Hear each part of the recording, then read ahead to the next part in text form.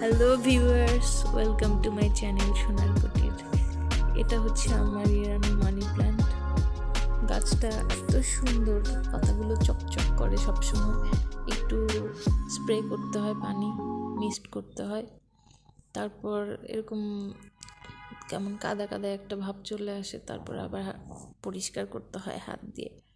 এমনিতে গাছটা খুবই সুন্দর, এখানে বোঝা যাচ্ছে না। আমি এটা জাস্ট একটা মগের মধ্যে লাগিয়েছিলাম, তাও আবার গোসলের মগ, কারণ আমার কাছে ওই মুহূর্তে আর কোনো পট ছিল না।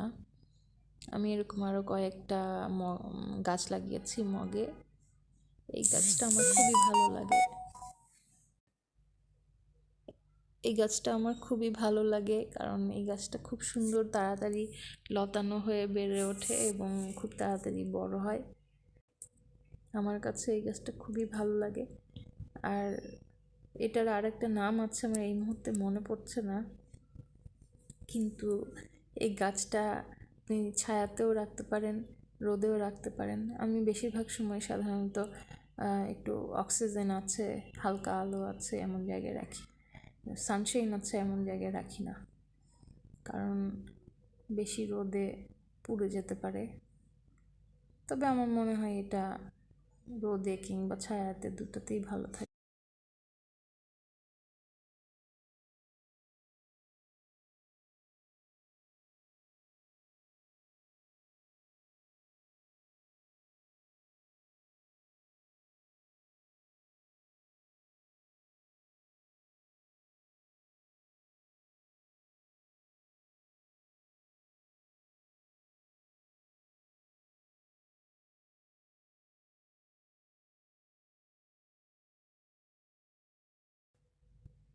তো ভিউয়ার্স, ভালো থাকবেন সবাই।